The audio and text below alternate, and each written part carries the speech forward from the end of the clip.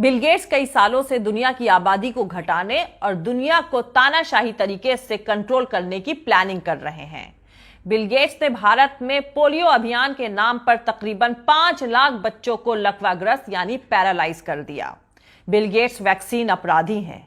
अगर corona virus से निजात दिलाने के नाम पर कोई वैक्सीन अभियान शुरू किया जाता है तो सबको इसका विरोध करना चाहिए और इस टीका अभियान के खिलाफ आवाज उठानी चाहिए, क्योंकि यह टीका अभियान कुछ करप्ट और भ्रष्टाचारी लोग चला रहे हैं। ये सारी बातें 17 मई 2020 को इटली के पार्लियामेंट में वहां की सांसद सारा कुनियाल ने वहां मौजूद सांसदों के बीच में अपने भाषण के दौरान बिल गेट्स पर निशाना साधते हुए कही थी। भारत का नाम लेते हुए इटली की एमपी सारा कुनियाल ने बिल गेट्स पर भारत के तकरीबन 5 लाख बच्चों को लकवाग्रस्त करने का इतना संजीदा इल्जाम लगाया। लेकिन इतने दिन गुजर जाने के बाद भी भारत की मीडिया ने ना ही सारा कुनियाल के इस भाषण का कोई जिक्र किया और ना ही इस पर कोई डिस्कशन, जबकि पूरी दुनिया भर में सारा कुनियाल के इस भाषण पर चर्चा हो रही है। पर बिल गेट्स और भारत से जुड़ी इतनी बड़ी खबर को भारतीय मीडिया ने आपके टीवी स्क्रीन से बाहर रखा। दुनिया भर का मीडिया बिल गेट्स के खिलाफ चल रहे प्रदर्शनों की न्यूज को कवर करता है, उनके खिलाफ हो रहे प्रोटेस्ट को दिखाता है। यहां तक कि अमेरिकन मीडिया भी इससे जुड़ी खबरों को दिखाता है। कोरोना महामारी को लेकर जगह जगह बिल गेट्स के खिलाफ प्रदर्शन चल रहे हैं, प्रोटेस्ट चल रहे हैं, पर आखिर भारतीय मीडिया इससे जुड़ी कोई खबर क्यों नहीं दिखाता? क्या आप लोगों ने कभी इस बात को समझने की कोशिश करी है कि जो न्यूज चैनल्स कोरोना वायरस से रिलेटेड बेकार से बेकार न्यूज को भी ब्रेकिंग न्यूज बनाकर पेश करते हैं और उस पर तकरीबन 1-1 घंटे का प्रोग्राम चलाते हैं, वो न्यूज चैनल्स आखिर बिल गेट्स पर कोरोना वायरस को लेकर लगे इल्जामों की न्यूज को आखिर कवर क्यों नहीं कर रहे हैं? खैर, इस सवाल का जवाब आपको आगे वीडियो में मिल जाएगा, लेकिन उससे पहले मैं आपका ध्यान इंस्टाग्राम पर लोड करी गई एक पोस्ट की तरफ डाइवर्ट करना चाहती हूं, जिसको 7 अप्रैल 2020 को पोस्ट किया गया था। यूएस के ex president John F Kennedy को तो आप लोग जानते ही होंगे। John F Kennedy United states of America के 35th प्रेसिडेंट रहे थे और नवंबर 1963 को उनकी हत्या कर दी गई थी। जॉन एफ कैनेडी के भाई रॉबर्ट एफ कैनेडी के बेटे Robert F Kennedy junior America की राजनीति में काफी एक्टिव रहते हैं और अपना एक अलग मकाम रखते हैं। इन दिनों वो कोरोना वायरस की वैक्सीन को लेकर बिल गेट्स पर काफी अटैकिंग मुद्रा में हैं। रॉबर्ट एफ कैनेडी जूनियर ने 7 अप्रैल 2020 को अपनी इंस्टाग्राम पोस्ट के जरिए बिल गेट्स और भारत को लेकर कई हैरत अंगेज खुलासे किए हैं। वो कोरोना वायरस की वैक्सीन को लेकर बिल गेट्स की नीयत पर लगातार निशाना साध रहे हैं। उन्होंने अपनी इस पोस्ट के जरिए भारत में पोलियो इरेडिकेशन प्रोग्राम में इस्तेमाल करी गई बिल गेट्स की पोलियो वैक्सीन को भारत में एक दूसरी बीमारी फैलने के लिए जिम्मेदार बताया। इस बीमारी का नाम था non polio acute flaccid paralysis. इसी बीमारी के चलते 2014, 16 और 2017 में भारत में तकरीबन 4,90,000 बच्चे विकलांग यानी अपाहिज यानी डिसेबल्ड हो गए थे। इसी दबाव के चलते मोदी सरकार ने 2017 में बिल गेट्स की इस वैक्सीन को देने से मना कर दिया था और बिल गेट्स की वैक्सीन पॉलिसीज पर कई तरह के सवाल भी खड़े हुए थे। और अहम बात यह है कि 2017 में बिल गेट्स की इस वैक्सीन को बंद करने के बाद से non polio acute flaccid paralysis की बीमारी में भारी परसेंटेज में गिरावट देखी गई। और उससे भी बड़ी अहम और कमाल की बात यह है कि भारत के मीडिया में इससे रिलेटेड कोई न्यूज ना ही कवर करी गई और ना ही कोई जिक्र किया गया। और उससे भी कमाल की बात यह है कि 17 मई 2020 को सारा कुनियाल ने अपने भाषण में जिस बात का दावा किया है उसका भी कोई जिक्र भारत के मीडिया में ना ही किया गया और ना ही किसी न्यूज़पेपर में इससे रिलेटेड कोई छोटा मोटा आर्टिकल छापा गया।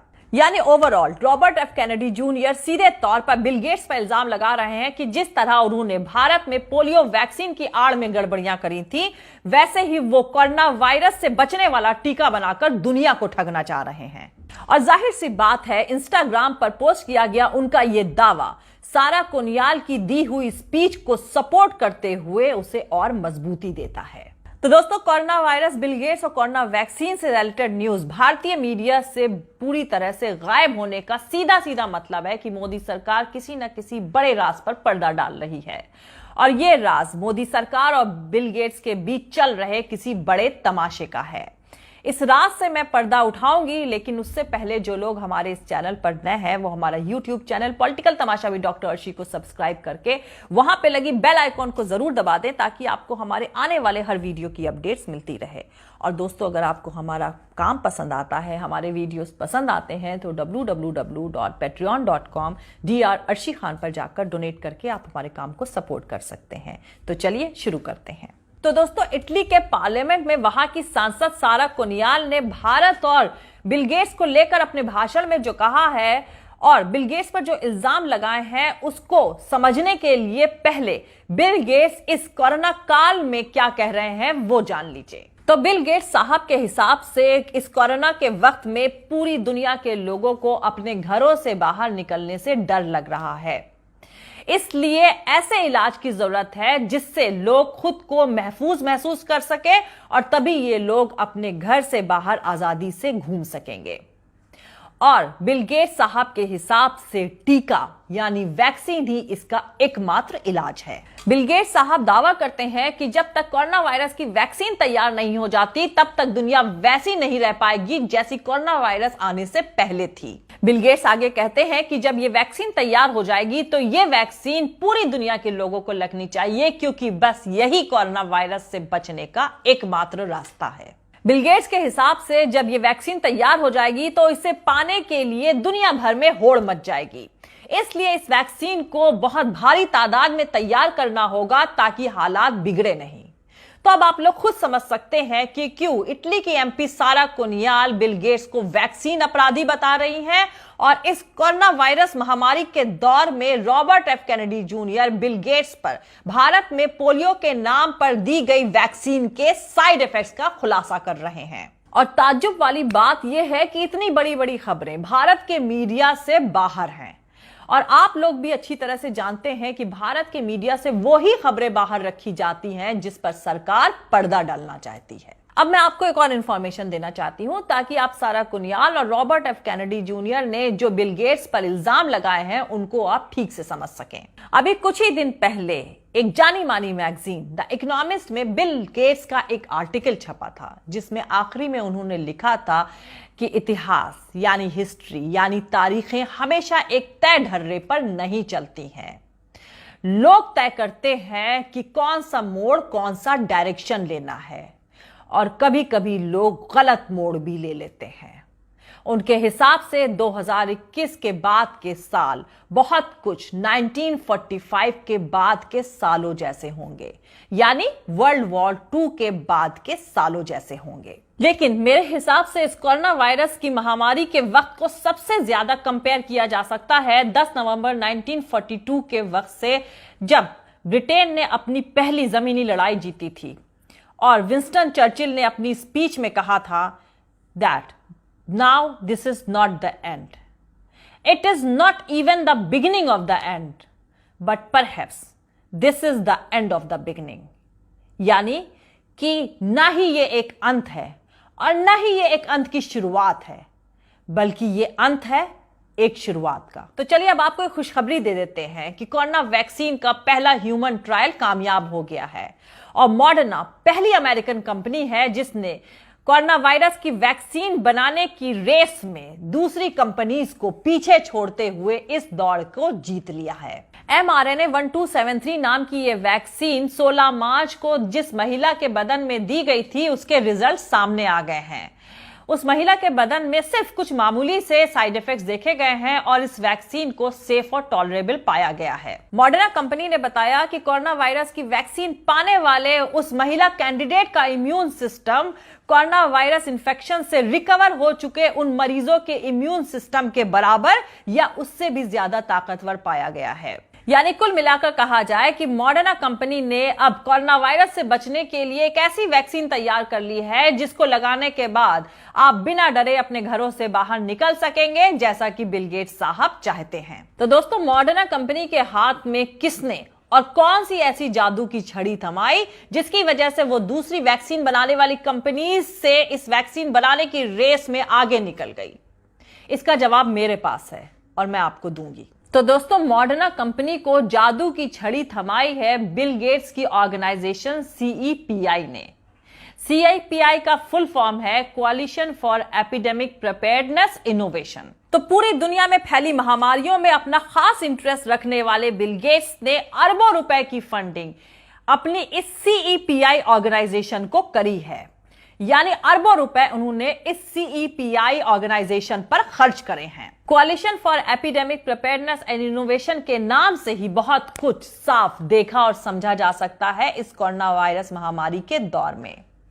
इसकी प्लानिंग कोरोना वायरस के आने से बहुत पहले ही कर ली गई थी। इसका हेडक्वार्टर नॉर्वे में बनाया गया था 2017 में और इसको एक नॉन प्रॉफिटेबल ऑर्गेनाइजेशन यानी गैर लाभकारी संस्था के तौर पर पेश किया गया है।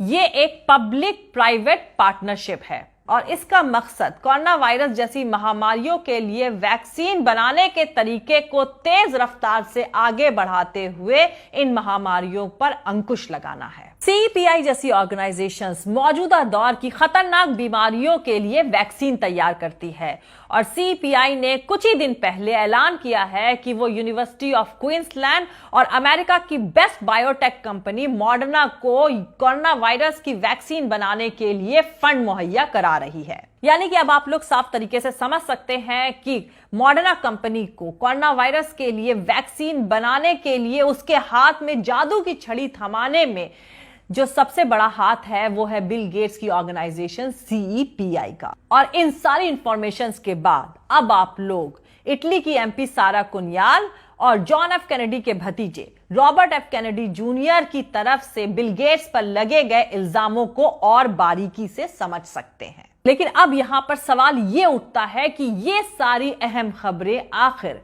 भारत के मीडिया से क्यों गायब हैं? अब मैं इस पर से पर्दा उठाती हूं। तो दोस्तों, साल 2019 में अक्टूबर के महीने के बीच में एक इवेंट ऑर्गेनाइज किया गया था साइमुलेशन ग्लोबल पैंडेमिक एक्सरसाइज का, जिसका नाम था 201। इस इवेंट को ऑर्गेनाइज किया था Bill Gates and Melinda foundation ने वर्ल्ड इकोनॉमिक फोरम की मदद से। डेट नोट कर लीजिएगा इस इवेंट की।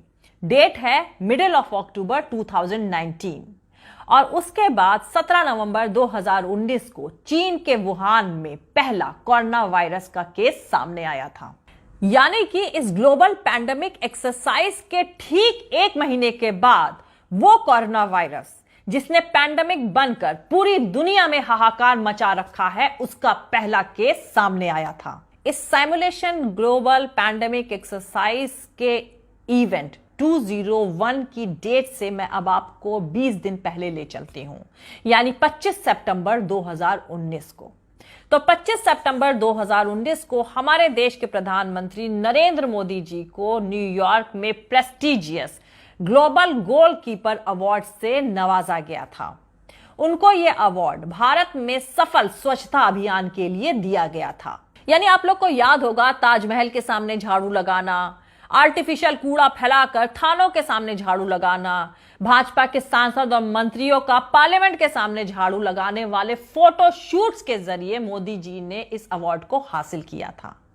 अब आप लोग को बता दें कि इस अवार्ड को ऑर्गेनाइज करने वाली ऑर्गेनाइजेशन का नाम, तो इस अवार्ड को ऑर्गेनाइज करने वाली ऑर्गेनाइजेशन का नाम है bill and Melinda Gates foundation और मोदी जी को यह अवार्ड खुद बिल गेट्स ने अपने हाथों से दिया था। अब उससे भी कमाल की बात आपको बताती हूं कि मोदी जी को ग्लोबल गोलकीपर का अवार्ड देने वाले बिल गेट्स कोरोना वायरस का पहला केस जो चाइना में 17 नवंबर को सामने आया था, उसके ठीक एक दिन के बाद यानी 18 नवंबर 2019 को भारत पहुंच जाते हैं और उनकी पहली मीटिंग होती है भारत के हेल्थ मिनिस्टर डॉक्टर हर्षवर्धन के साथ मिनिस्ट्री ऑफ हेल्थ की बिल्डिंग में। और जाहिर सी बात है, इस बिल्डिंग के अंदर बिल गेट्स और मोदी सरकार के बीच हेल्थ से रिलेटेड बहुत सारे MOU साइन होते हैं। तो अब आप लोग क्रोनोलॉजी समझ लीजिए कि कोरोना वायरस का चाइना में पहला केस सामने आने से ठीक एक महीना पहले बिल गेट्स फाउंडेशन एक इवेंट ऑर्गेनाइज करता है इसी ग्लोबल पैंडेमिक एक्सरसाइज से रिलेटेड, जिसका नाम है 201। और इस इवेंट को ऑर्गेनाइज करने वाली डेट से तकरीबन 2 हफ्ता पहले बिल गेट्स खुद अपने हाथों से भारत के प्रधानमंत्री नरेंद्र मोदी जी को ग्लोबल गोलकीपर अवार्ड से नवाजते हैं। और जब 17 नवंबर 2019 को चाइना में कोरोना वायरस का पहला केस सामने आता है, उसके ठीक एक दिन के बाद यानी 18 नवंबर 2019 को खुद बिल गेट्स भारत पहुंच जाते हैं और वहां वो मुलाकात करते हैं भारत के हेल्थ मिनिस्टर डॉक्टर हर्षवर्धन से। अब इतनी सारी चीजें महज एक इत्तेफाक तो नहीं हो सकती हैं, ये बात आप लोग भी समझ सकते हैं। अब इसके आगे की कहानी यानी भारत की मोदी सरकार और बिल गेट्स फाउंडेशन के बीच में जो एमओयू साइन हुए हैं उसके बारे में, और बिल गेट्स की पोलियो वैक्सीन की वजह से जो भारत में 4,90,000 बच्चे विकलांग हुए थे उसके बारे में, और WHO और बिल गेट्स के बीच में आखिर वो कौन सा रिश्ता है जिसकी वजह से WHO को बिग फार्मा कंपनीज की कठपुतली होने का इल्जाम लगाया जा रहा है। ये सारी बातों पर से मैं पर्दा उठाऊंगी दूसरे वीडियो में, लेकिन अभी यहीं तक। जय हिंद, सत्यमेव जयते, अल्लाह हाफिज। दोस्तों, हमारा पूरा वीडियो और दूसरे और वीडियोस देखने के लिए हमारे YouTube channel political Tamasha with doctor Arshi को सब्सक्राइब करके वहां पे लगी बेल आइकॉन को जरूर दबा दें ताकि आपको हमारे आने वाले हर वीडियो की अपडेट्स मिलती रहे। और दोस्तों, अगर आपको हमारा काम पसंद आता है, हमारे वीडियोस पसंद आते हैं तो www.patreon.com/Dr अर्शी खान पर जाकर डोनेट करके आप हमारे काम को सपोर्ट कर सकते हैं। आप हमारे को फॉलो भी कर सकते हैं हमारे ट्विटर, इंस्टाग्राम और फेसबुक पेज पर। अगर आपको हमारा वीडियो पसंद आता है तो लाइक और शेयर करना हरगिज नहीं भूलें। थैंक यू, मिलते हैं।